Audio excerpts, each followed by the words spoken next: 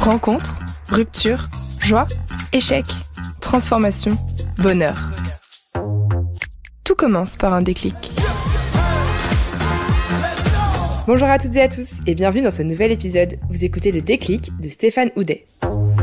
Bonjour Stéphane. Bonjour Manon. Comment tu vas ? Très bien. Merci beaucoup de me recevoir, je suis ravie. Je suis ravie de te recevoir et aussi de te rencontrer, de rencontrer un champion comme toi.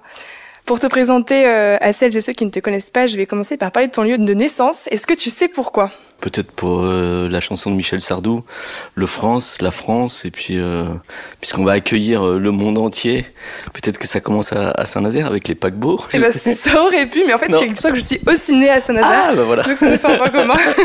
Des Nazériens. C'est ça, exactement. On se retrouve finalement. Alors aujourd'hui, on se retrouve chez toi, à Paris. Pour te présenter, Stéphane, tu joues au tennis depuis tout petit, je crois, et puis tu es devenu vétérinaire. Il y a quelques années maintenant, tu as vécu un événement important, un accident de moto à l'âge de 25 ans. À la suite de celui-ci, tu perds l'usage de ton genou gauche, et puis tu décideras quelques années plus tard de te faire amputer de cette même jambe, mais on en reparlera dans cet épisode. De cet accident, tu puises une force assez exceptionnelle. Tu décides de t'investir d'autant plus dans le tennis, et puis à l'envie, le talent, et les choses aussi qui font que tu performes.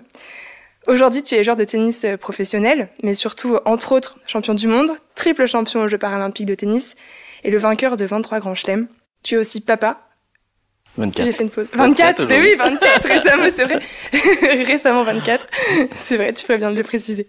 Et tu es aussi papa, je crois que c'est quelque chose qui est important pour toi, alors je me permets d'en parler. Papa de 4 enfants, 2 jumeaux en plus. 5 enfants. 5 enfants maintenant, mais je suis pas à jour. Bon alors, parmi toutes ces victoires et ce parcours de vie que j'ai brièvement résumé, finalement, c'est quoi ton plus grand triomphe ? Ah bah c'est cette vie de famille.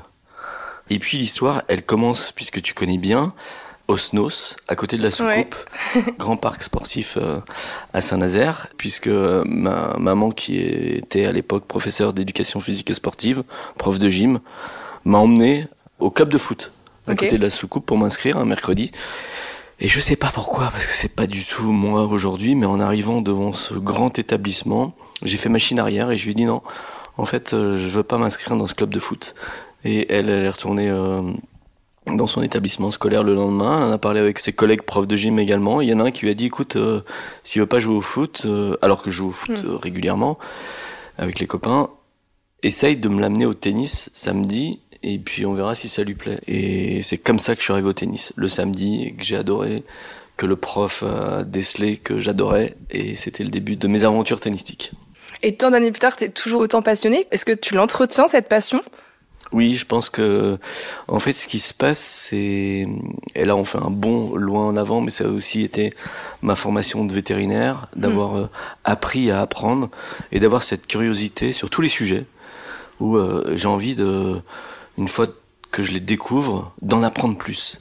Oui. Et aujourd'hui, je continue à apprendre du tennis en fauteuil roulant, que ce soit sur la partie innovation technologique, ma raquette, mon fauteuil, le jeu qui évolue, qui est de plus en plus puissant, qui a changé depuis mes débuts. C'est magique, donc j'ai pas de... Voilà, j'ai fait ceci, j'ai fait cela, et puis je contemple le passé. Et, je pense que le passé, il aurait pu s'interrompre quand j'avais 25 ans avec mon accident sur une route magnifique en Autriche. Donc tout est un peu comme un bonus, et je le découvre avec des yeux d'enfant. J'écoutais il y a pas très longtemps une DRH qui disait à quel point l'adulte avait besoin de se remémorer ou de vivre des premières fois. Et ça m'a parlé comme un message important. C'est vrai que faire des choses pour la première fois, il y a cette excitation, ces petits papillons dans le cœur qui vont aussi me remémorer quelques années en arrière, où en fait moi ça faisait j'ai donc eu 2 paires de jumeaux qui sont grands aujourd'hui, et je pensais plus d'enfants, plus de vie en couple, pas dans le même appartement, pas de remariage, pas de choses comme ça.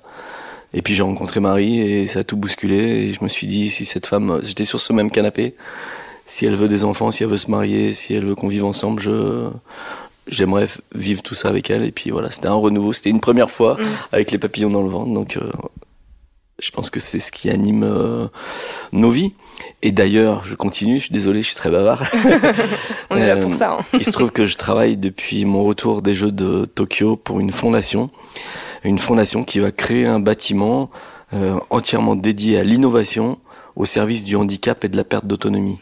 Et hier, on était avec le grand mécène qui a mis ça en place et qui faisait une présentation à toutes les équipes. Et il y a un monsieur qui, lui, s'occupe de formation, qui nous a conté une histoire autour des pulsions de mort et des pulsions de vie. Et en fait, nous, ce qui nous arrive, ce sont des pulsions de vie. Et le jour où on prend conscience qu'on peut inverser un éventuel cercle vicieux en cercle vertueux simplement parce qu'on a envie de vivre, eh bien c'est ça qui m'anime et c'est ça qui, je pense, nous fait continuer à faire des choses malgré les différences, malgré les modifications morphologiques, malgré les troubles psychologiques associés au moment. Et ça m'a bien plu. La pulsion de vie, donc ça c'est d'hier. Et puis vivre des premières fois, c'est de la semaine dernière. Mais voilà, c'est nouveau. Et donc à chaque fois, je me dis pas que je me repose sur mes lauriers, sur un passé, je regarde ce qui va se passer aujourd'hui. Et demain, je suis ravi de te découvrir et puis qu'on puisse échanger sur le sujet. C'est aussi une première fois. C'est sûr. C'est marrant parce que tu parles de pulsion de vie. Ce podcast, il s'appelle Le Déclic. Et je me dis, finalement, un déclic, c'est aussi une pulsion de vie qu'on a d'un coup, quoi. Ouais, c'est exactement ça. On a tous 2 vies. Et la deuxième commence le jour où on prend conscience qu'on n'en a qu'une. Et c'est ça le déclic, en fait. C'est moi, à 25 ans, où je suis invincible. J'ai pas le souvenir, en dehors d'avoir perdu des matchs de tennis, d'échecs dans ma vie. La vie est toute rose. Et puis, boum, je fais une erreur. Je double une voiture qui se déporte pour doubler des vélos. Je touche la voiture qui arrive en face de moi. Je prends conscience que l'invincibilité, elle est imaginaire, que je suis vulnérable. Et à ce moment-là, je me dis aussi, c'était court, parce que je me vide de mon sang et je pense que c'est la fin. C'était court, mais c'était bien. Et puis finalement, je vais avoir 15 jours de coma provoqué et me réveiller. Et je prends ça comme un bonus. Donc c'est ça la pulsion de vie, c'est de se dire, en fait, t'as une deuxième chance. Sauf que maintenant, t'as conscience que c'est très fragile, que ça peut s'arrêter du jour au lendemain. Et que donc, vois plutôt le verre à moitié plein, parce que le monde entier te proposera un verre à moitié vide. Donc si tu veux que ce soit joyeux, essaye de le faire autrement. Qu'est-ce qui a fait que tu t'es tourné vers le tennis après cet accident, enfin retourné? Tu n'avais jamais vraiment arrêté, il me semble, mais que tu te sois davantage consacré. Si, j'ai quand même arrêté. Quand j'étais vétérinaire en exercice, le sport social dans les petits villages, c'était le foot. Oui. Et puis mon histoire avec le tennis, où j'avais rêvé d'être un joueur professionnel, finalement appartenait au domaine du passé.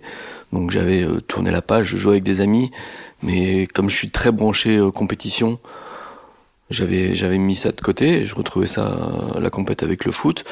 Après mon accident, j'ai retrouvé la compétition avec le bridge, puisqu'au début je pouvais pas me déplacer, donc je m'asseyais autour d'une table et je trouvais la compète avec les compétitions de ce jeu de cartes qui est assez incroyable, qui est le bridge. Ensuite, j'ai retrouvé le golf comme sport de compétition.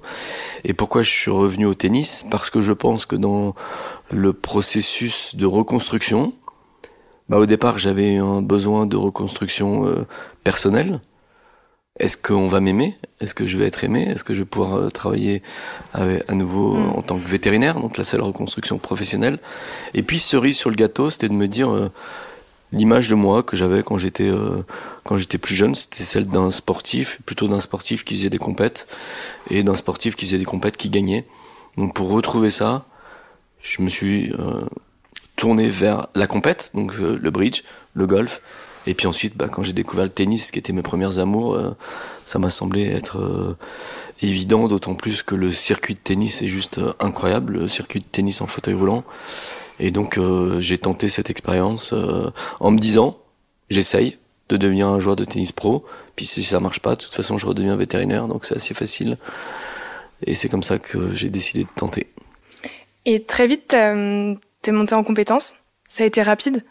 Oui, j'avais des repères et en fait, le premier tournoi auquel je participe, qui est un tournoi national, je le gagne. Je bats un joueur qui avait été 12e mondial et qui avait participé aux Jeux de Sydney. Au bout d'un an, je suis 9e. Au bout de 3 ans, puisque mes premiers Jeux à Pékin, je suis 3e mondial. En fait, j'avais un besoin d'apprentissage du déplacement avec le fauteuil roulant, mais j'avais un bagage tennistique qui, même si je l'avais interrompu pendant quelques années, existait déjà. Donc je dirais que j'ai joué au tennis pendant 17 ans, et puis au tennis en fauteuil pendant quelques années pour gravir cet échelon, et par la suite même devenir numéro 1 mondial.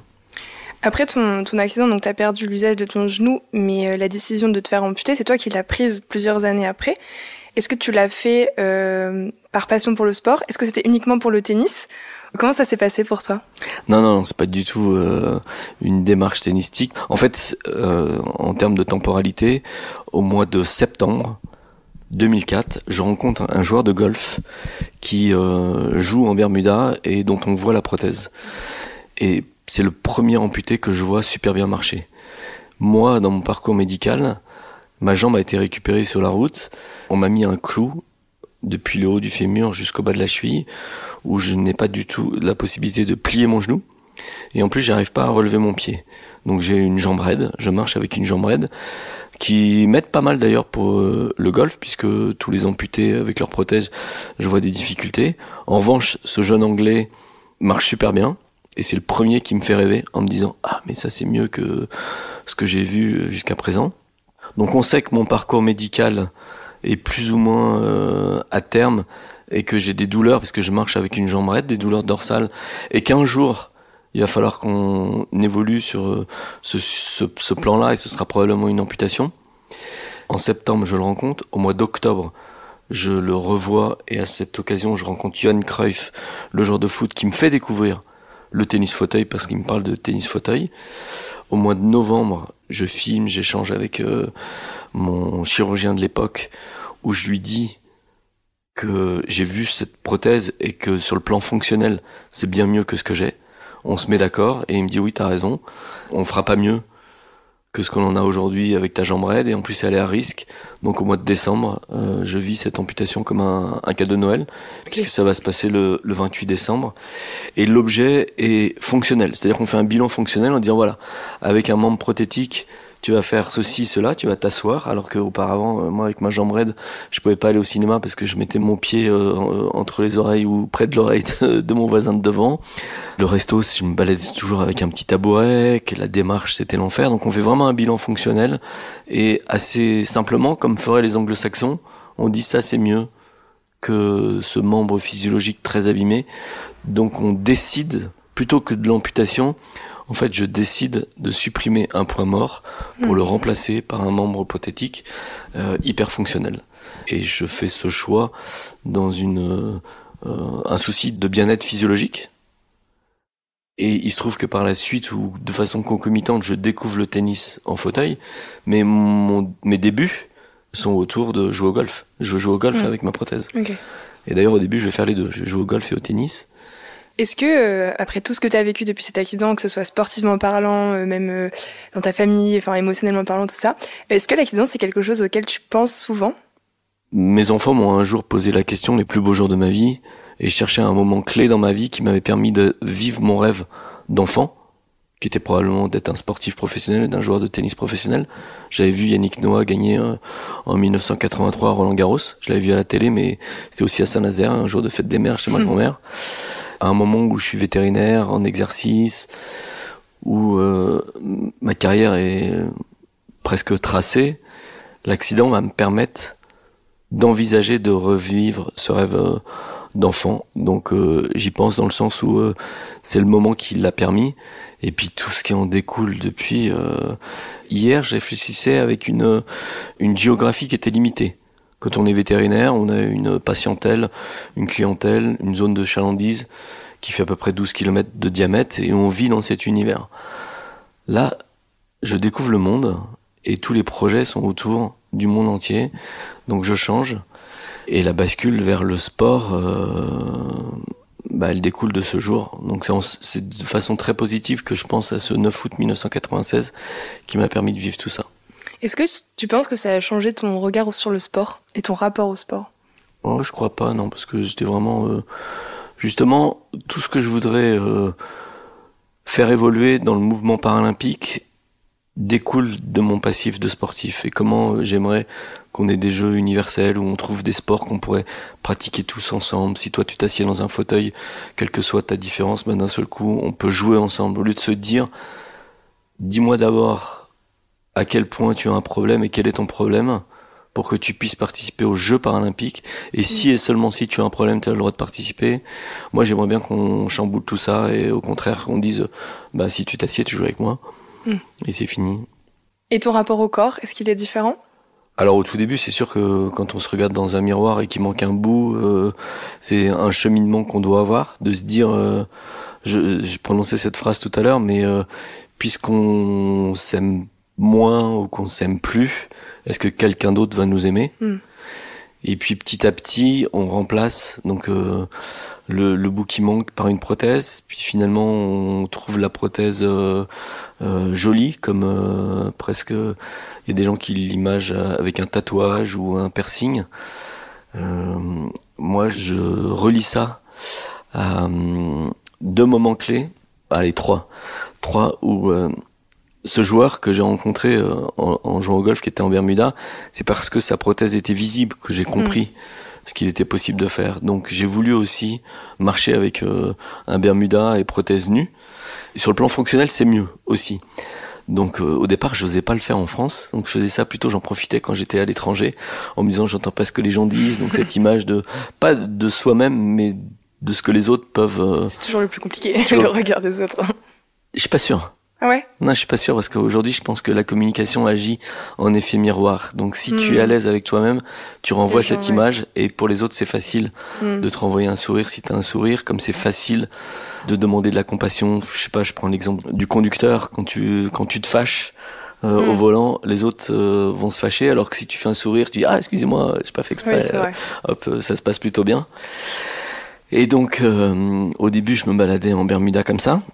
Et puis ensuite, mes parents sont venus sur des tournois à l'étranger, je pense en Australie, et mon père me disait tu sais, ça me fait bizarre de te voir avec le Bermuda.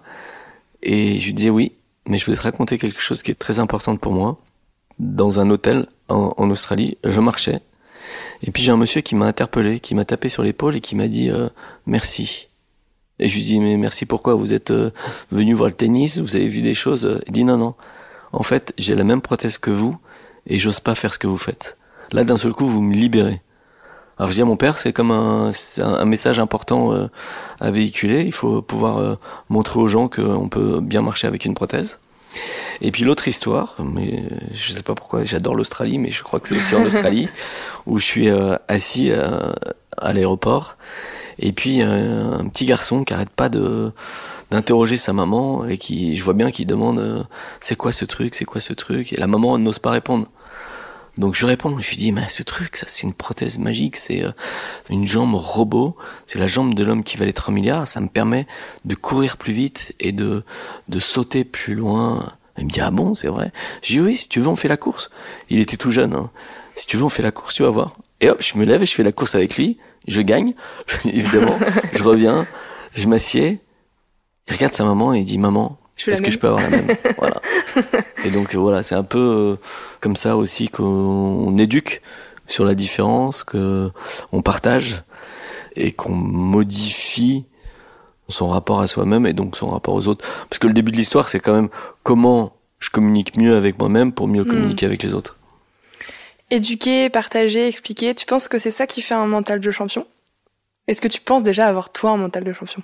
C'est quoi le mental de champion ? Alors, je vais définir le mental de champion, je sais pas ce que font les autres, mais pour moi, le mental de champion, c'est celui qui se concentre en permanence, qui a des filtres, et qui se concentre sur le verre à moitié plein. Oui. Donc, c'est comment tu améliores. Et ça, c'est valable pour des entrepreneurs, pour des journalistes, finalement pour tout le monde, pour des enseignants. Comment tu aides l'autre à voir le verre à moitié plein. Ouais, ça pourrait être ça le mental de champion. Donc c'est quelque chose qui s'apprend finalement. Contrairement à ce qu'on pourrait penser, on n'est pas forcément champion en fait, on le devient. Alors, il semblerait qu'il y ait quand même un dosage d'hormones qui oriente vers des gens qui sont positifs et des gens qui sont négatifs, vers des gens qui sont dans la procrastination et d'autres qui sont dans l'organisation. Comme tout, je pense qu'on peut l'apprendre et basculer d'un cercle vicieux vers un cercle vertueux. Donc je pense que cette pulsion de vie, voilà, j'y reviens, on l'a tous au fond de nous et on n'a pas tous la chance de l'expérimenter. Et c'est vrai qu'il y a des parcours, forcément, j'en fais pas abstraction, et je l'ai vécu, hein, où c'est difficile, où tu peux avoir des phases dépressives, addictives, suicidaires.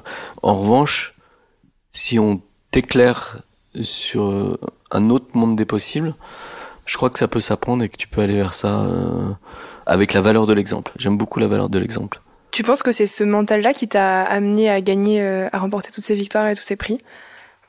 Oui, forcément, parce qu'il y a un moment où aussi il faut apprendre à se détacher de ce qui est en train de se passer pour exceller dans ce que tu es en train de faire. Donc il y a un jeu entre l'automatisme et puis la réflexion autour de ce qui est en train de se passer. En fait, on a tous des monologues ou des dialogues en interne avec soi-même.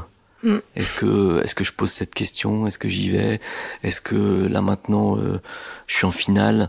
C'est balle de match, mais si je gagne, je vais soulever le trophée, puis je vais devoir faire un discours où je vais gagner telle chose, et puis après je vais avoir tel sponsor.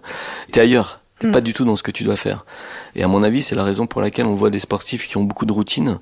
Et un Rafael Nadal, qui est l'exemple le plus typique, qui va se toucher le front, les ailes du nez, le short, qui pose ses bouteilles. C'est comment tu occupes ton cerveau à autre chose pour être dans l'instant présent et revenir à tes automatismes. Et lui, il sait pas qu'il est en train de gagner pour la 13e fois, la 14e fois. Et c'est le premier, une fois qu'il a gagné, célébrer, mais à rejouer le lundi ou le mardi suivant avec des adversaires qui sont là pour le battre. Donc les trophées appartiennent au passé, et il est dans comment je peux progresser pour mieux jouer la semaine suivante. Et toi alors justement, c'est quoi ta stratégie pour rester dans l'instant présent? Est-ce que toi tu te touches le nez? C'est quoi ton truc à toi?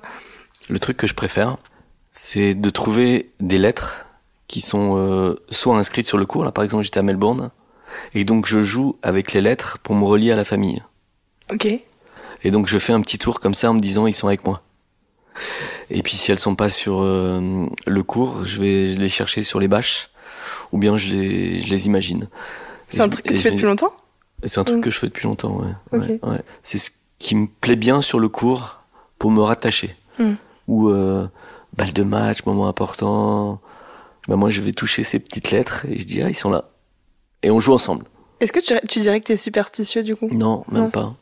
Spirituel, plus? Certainement. Une forme de spiritualité qui n'est pas religieuse, mais qui est ancrée dans l'humain. C'est quoi ton plus grand rêve maintenant? Oula. Ben là, on va avoir un petit garçon bientôt. Et donc, c'est toujours rattaché à la santé, au fait que tout se passe bien, et que mon moteur, c'est le plaisir. Et le bonheur, c'est la somme des moments de plaisir partagés. Donc mon rêve est autour du bonheur. Est-ce que tes enfants ils font du tennis? Ils en ont fait un peu, mais après ils sont partis dans d'autres disciplines. Et je crois que c'était important aussi de se construire avec autre chose que ce que tes parents ont fait. Tu leur transmets quand même cet amour du sport, mais pas forcément celui du tennis? Ou... Je pense que c'est plutôt cet amour de la vie. Ouais. Qui pour toi passe par le sport aussi. Oui, qui pour moi est passé par le sport parce que c'est un vecteur de communication. Mais ça peut être l'art, ça peut être l'entrepreneuriat, ça peut être le questionnement philosophique, journalistique. Chacun, je pense, est construit par rapport à ce qu'il a vécu petit. Et à mon avis, ce sont les meilleures fondations. La construction autour du rêve d'enfance. D'ailleurs, c'est une autre question d'un autre philosophe que j'adore, mais c'est est-ce que vous faites le métier qui vous animait enfant? Et si vous vous rapprochez de vos rêves d'enfance, est-ce que c'est ça qui vous anime le plus? Moi, j'aime bien aller vers ça. Moi, je crois que je dirais oui, tu vois, je me pose la question du coup. Donc, c'est cool. Ouais.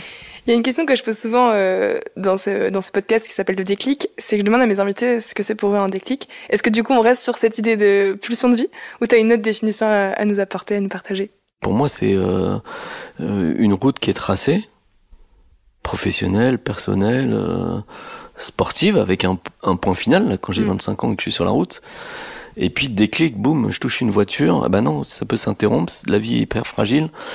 Donc, il faut partir sur autre chose. Et cette autre chose, c'est vivre. Au moment où peut-être t'es en train de comprendre que t'es en train de mourir. Donc c'est ça le déclic, c'est le switch entre la pulsion de mort et la pulsion de vie. Sachant que on est mortel, donc ça se terminera un jour. Et encore une fois, je pense que toutes nos vies, quoi qu'il arrive, elles sont trop courtes. Surtout si on est en bonne santé. Le rêve aujourd'hui, c'est de vivre longtemps en bonne santé. Donc le déclic qui est la pulsion de vie, j'aime bien. Ouais.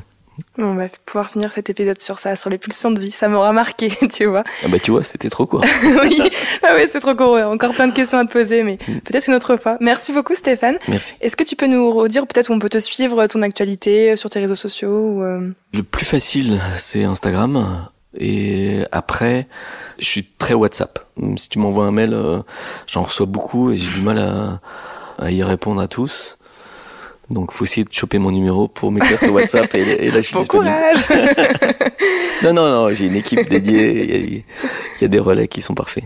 Super. Merci beaucoup, Stéphane, et puis à bientôt. Merci, à bientôt. Si cet épisode vous a plu, n'hésitez pas à le partager et à en parler autour de vous. Qui sait, il n'est peut-être pas si loin, ce déclic.